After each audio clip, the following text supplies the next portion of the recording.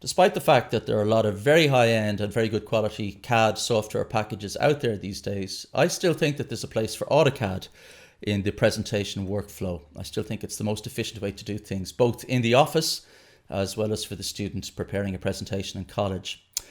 For me, the easiest and most efficient way to go about things is to still work on concepts on tracing paper with pencil in the old-fashioned way. But then once these concepts are developed to a stage where we can actually draw them to scale, I think the thing to do is to bring them into CAD. My preference is to work in AutoCAD. And from there, go with your plans and sections that you've made in CAD into Photoshop to render them for presentation. So that's what this tutorial will be about. It's aimed both at students who might not yet have a technique that they're comfortable with in the AutoCAD and Photoshop environment, and maybe also at architects of a certain generation who might have missed the switch to CAD the first time around. We'll have you up and running in AutoCAD in the next few minutes. So presuming you have a recent version of AutoCAD on your computer, we'll start by opening a new drawing or a new file by clicking the Start Drawing icon. Once open, our screen now looks like this. So if I come up to the menu bar across the top, you'll see that each of these tabs, when I click on them, each of them has their own set of icons associated with it. Now, obviously, we have a lot of different icons, but don't be too alarmed. Some of these icons are used mainly for production drawings, and some relate, say, to 3D drawings or working in more advanced ways. But remember, what we're doing here is just simply presentation drawing, so we don't need to know about all of these various tools.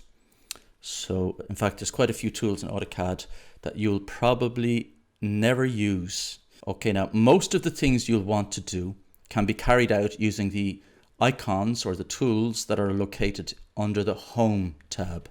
These are the most useful, at least they're the most useful for what we're going to be doing today. Okay, now, in addition to clicking on icons to tell AutoCAD what it is you want to do, you can also instruct AutoCAD to do exactly the same thing by typing in a command. Now, typing commands is the old way of using AutoCAD, but Autodesk have left it in their software because for people like me who learned the old-fashioned way, I still type in commands. I prefer the commands over the icons. Let's say I want to draw a line. Well, I can go up to the top left-hand corner here of the screen, and I can click on this line icon, and then I go into this area here, which is my workspace. I click a point where I want to start my line, and you can tell that the line tool is active by the way the cursor is reacting there. It's like a rubber band. Now, to finish this line, I just click wherever I want, and now I've drawn a line. Now, if I were to just simply type the word line in, oh, by the way, just press escape after you finish the line so you get out of the line function. So escape gets you out of all sorts of trouble when you're working in AutoCAD. So if I were to just simply type in the word line on my keyboard, L-I-N-E, or even just L, look what happens. This also puts AutoCAD into line drawing mode. And I click into my workspace, or sort of our drafting area, to begin my line. And then I click again to finish it off. And now we're on our way. We've drawn a few lines. So this workspace here, this is where we do our drawing. And it's important to know that when we're working in AutoCAD, we're actually working most of the time at a scale of 1:1. We're working at full scale. That's the way we have it set up, and that's the default setting in AutoCAD. Now, you can set it up in such a way that you can draw to scale, but typically what happens is that people draw, like if I decide that I'm going to draw a wall that's 5 meters long, then I actually draw a wall that's 5 meters long. I draw at full scale, and when it comes time to print, that's when I decide what scale I want to work to. So if I want to work at a scale of 1 to 100 or 1 to 200, I decide that when I'm printing, not when I'm drawing. Before we draw any more lines, we're going to set up some layers, because although obviously lines are extremely important in AutoCAD because it is a drafting package, layers are probably even more important, at least when you're doing presentation drawings. So what we'll do first is we'll set up the layers that we're going to use before we start drawing our lines. Now, there are a lot of different layering systems out there. Various different organizations, professional bodies have suggested over the years ways of setting up your layers, so that you might have a layer for plumbing fixtures, another layer for white goods, another layer for doors, another layer for door hardware, and so on. Personally, I don't find this particular approach very useful when you're working in AutoCAD, and particularly when we are doing presentation drawings. I find that when we're doing presentation drawings, a 5-layer system is really the best way to go. You only need 5 layers, and I'll explain how those layers work now in a couple of minutes. Okay, so to make a layer, I bring my mouse up to this box up here and I click on it, and then this new dialog box appears in front of me. Now by default, AutoCAD has a layer 0, which is colored white, and I never use this layer. I always just leave it alone. I only ever work on the layers that I create.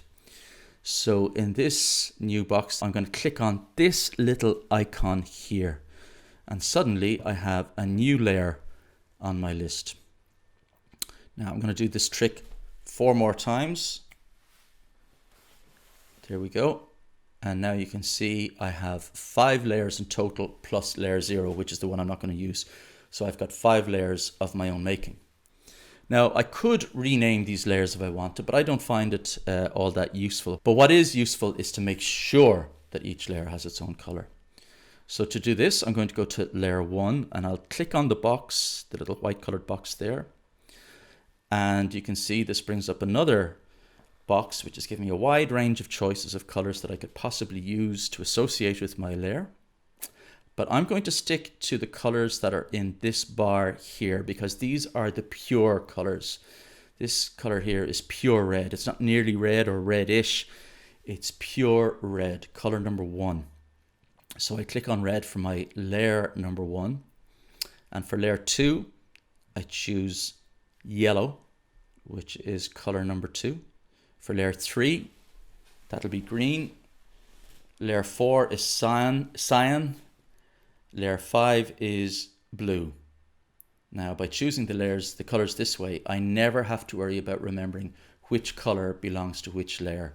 Layer 1 corresponds with color 1, and so on.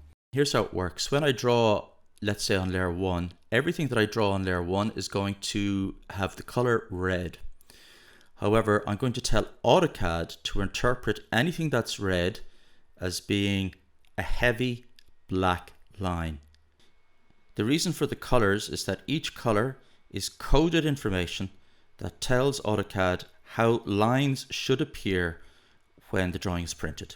When I'm doing a drawing, I only ever have 3 line weights.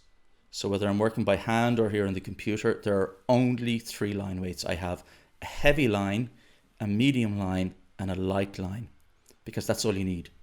Heavy lines are for structural elements like load-bearing walls and columns. Medium lines are for cuts through structural fabric like, say, plasterboard or a door leaf. So anything that's not load-bearing but that we are cutting through, that'll be a medium line. And light lines are for everything else. So when I'm drawing in AutoCAD, every line I want to appear heavy, what I'll do is I'm going to draw that in red, because red is my heavy line. Anything I draw in yellow, that's going to be my medium weight line. AutoCAD is going to know that yellow is medium. Anything I draw in green, well, that's going to be my light line. AutoCAD is going to interpret anything in green as light. Now the key thing here is that it must be that color green number 3. It can't be something that looks kind of green or any type of green. It must be that precise green. It must be that precise yellow, and it must be that precise red. Otherwise you're going to end up in trouble. Now the cyan lines, they're going to be a little bit different. They're going to be lightweight, but they'll also be dashed lines.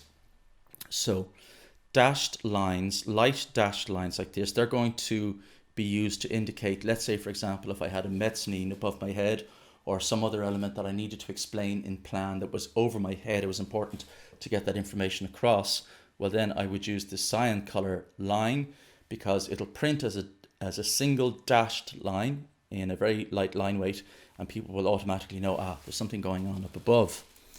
And similarly, these blue lines, they'll be printed light, but they'll have a dash dot style, long dash, short dot. And I'll use them to indicate things in plan which are concealed beneath something. So let's say I have a countertop in a kitchen. I might have a dishwasher or some other white good appliance underneath the countertop, and I want to give an indication that it's there, but the countertop's in the way. So I'll use this blue line to indicate that. So now let's put all this together.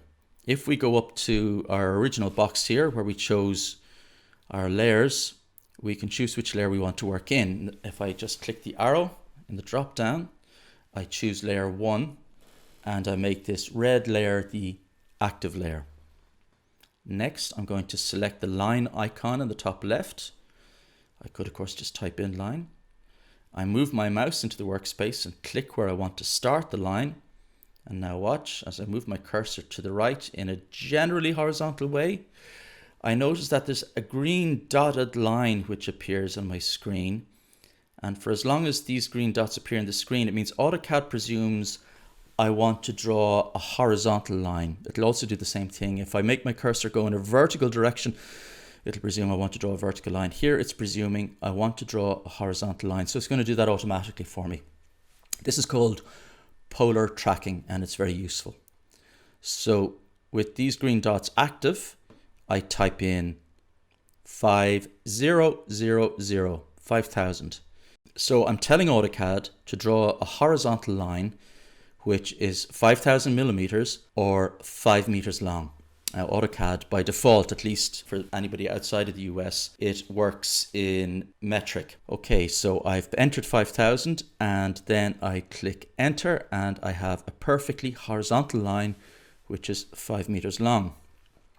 But wait, I can't see the line. Well, this is because the line starts on the screen, but it finishes 5 meters off somewhere out in the garden because it's drawing at full scale. So if I want to actually see the line I've drawn, I have to zoom out from the screen. Now, the easiest way to do this is just to type the letter Z, and then Z for zoom, and press enter. And once we've done that, type in E for extents, and hit enter. And by doing this, AutoCAD just zooms out enough for me to see the line. And if I want to make it appear just a tiny bit smaller on the screen, I'll scroll out on my mouse wheel. So turn the mouse wheel toward myself. Okay, now let's go back up to the layer box again. And in the drop down, I'll choose the yellow layer. Now the yellow layer is active. So I have I'm working in an active yellow layer. Anything I do now, if I draw anything now, it's going to appear as yellow. So I'm going to draw a yellow line parallel to the red one. Now I'm going to go back to the line icon and click it active. And before I click inside my workspace, I bring my mouse down to the start point of the red line that I previously drew. Now AutoCAD identifies this point and knows that I want to refer to it. You can see that by the way it reacts here on the screen. Now by bringing my cursor directly up from the reference point, the green dotted line, that's the polar tracking, tells me that AutoCAD is going to polar track for me and make life easier. So with polar tracking on, I click on a point within the work area and now AutoCAD is in line drawing mode. And to select the endpoint for this new line, first I hover over the end of the red line and I set up a new polar track and I move my mouse up from the red line until I have both horizontal and vertical green dotted polar tracking going on at the same time. If I move to the point of intersection of these two polar tracking lines, that's where I'm going to click to create my endpoint. And I've just drawn a yellow line, which is exactly parallel to the red one and exactly 5 meters long. So now back up to the layer box, click down and make the green layer active. Select the line icon again, move your mouse into the workspace, hover over the end of the yellow line and get the polar tracking going. Choose a point just up from the yellow line and click on it. Move your cursor over to the end of the yellow line. Move up from the end of the yellow line until you have both the horizontal and the vertical polar tracking lines intersecting. Click on the point of intersection. And now you've got 3 parallel lines, each of them 5 meters long. And I'm going to do the same thing now with the cyan layer. So I come down, hover, click, hover, click, and escape. Obviously, I should have stressed that earlier on. Escape to get out of it, to get out of an action once the layer is drawn. And now the blue line. Make the blue active, hover, polar tracking is on, click, hover, click, escape. Okay, now just for argument's sake, I know that's just 5 lines, but let's just say that's all I wanted to draw. That's all I wanted to do with this drawing. So I have all of the lines I need, but it comes time for me to print it either on a piece of paper or to a PDF file so that I can use it in Photoshop.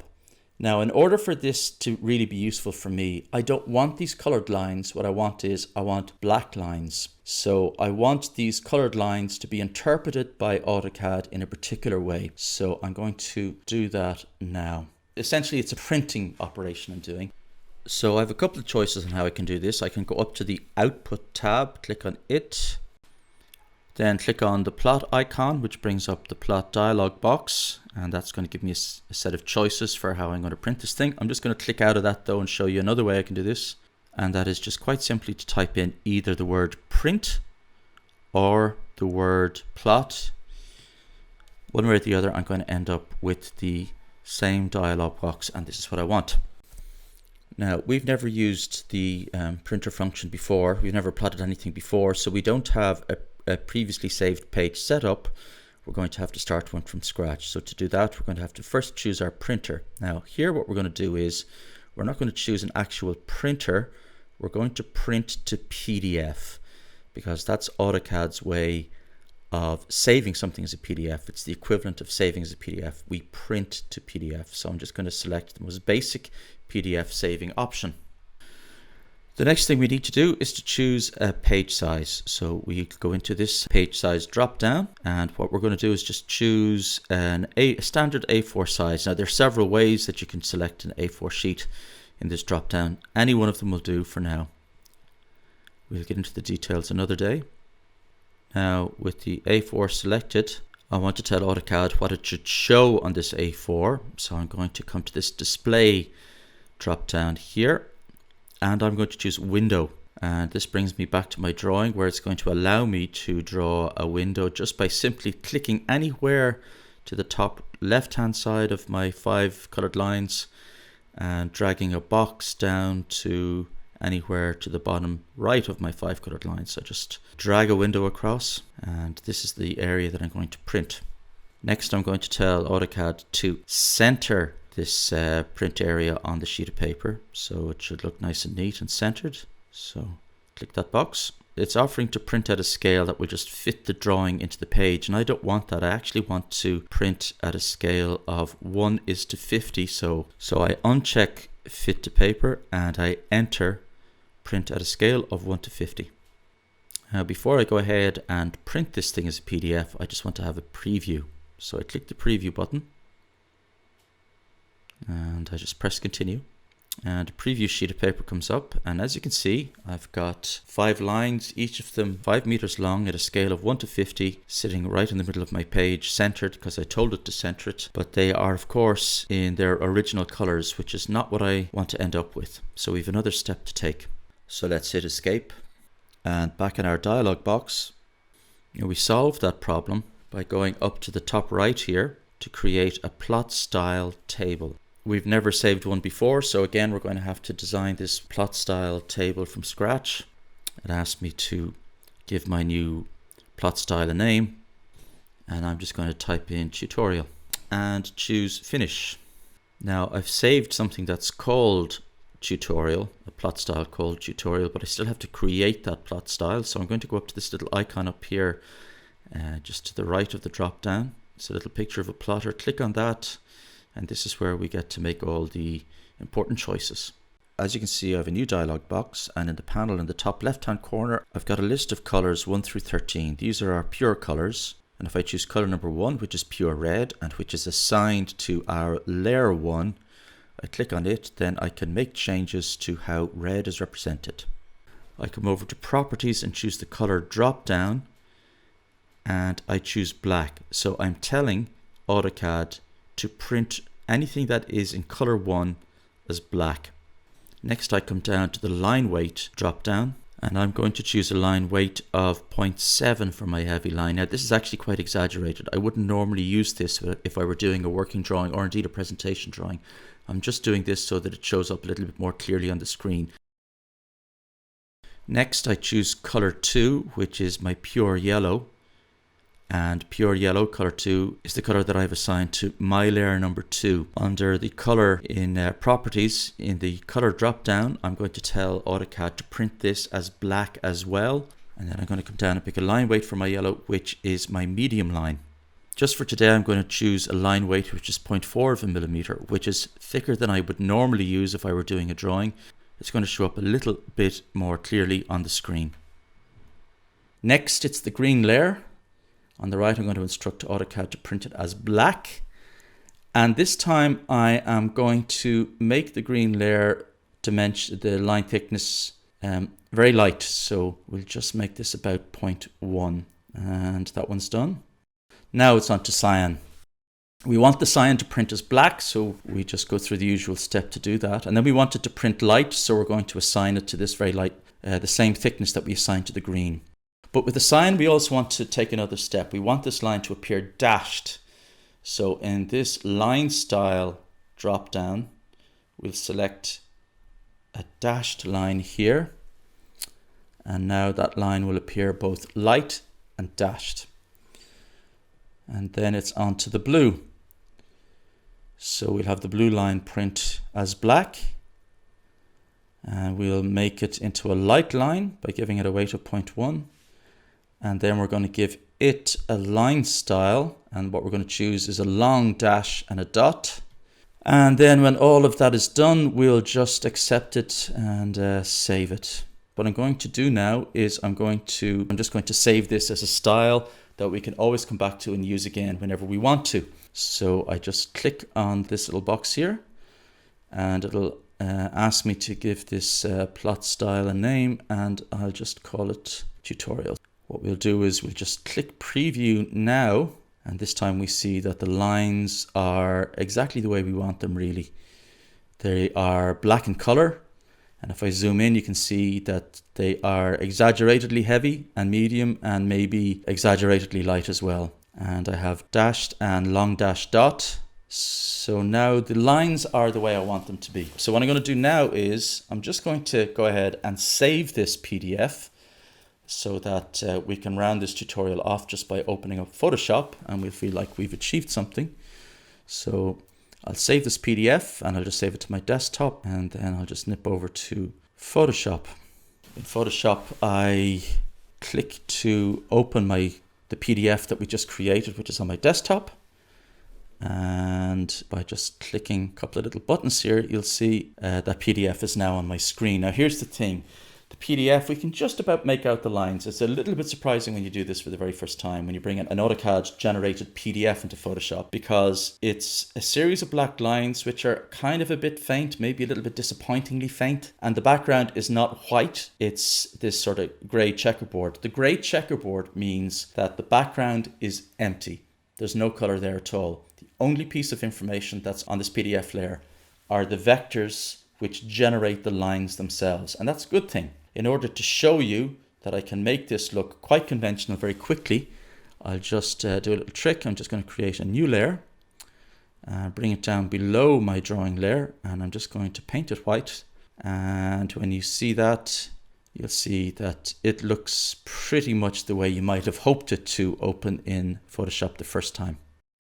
Now, don't worry about doing this bit in Photoshop here. I'm just doing it to explain how the whole thing works. We'll actually talk about importing PDFs into Photoshop in more detail a little bit later, but we'll just leave it like this for now. Now, okay, so I think what we'll do is we'll just take a little break there. And yeah, take a little bit of a break there. What you can do is you can go back over this, watch the video again, draw some lines, give them colors. So draw some lines, create layers, give them colors, assign line styles to these colors, print it as a PDF at a scale of 1 to 50. You can experiment with that as well if you want. And then open the PDF in Photoshop. Do it a couple of times until you're very used to it. And then when we come back in a few minutes, what we'll do is we'll actually draw a plan. So yeah, we'll get serious. Okay.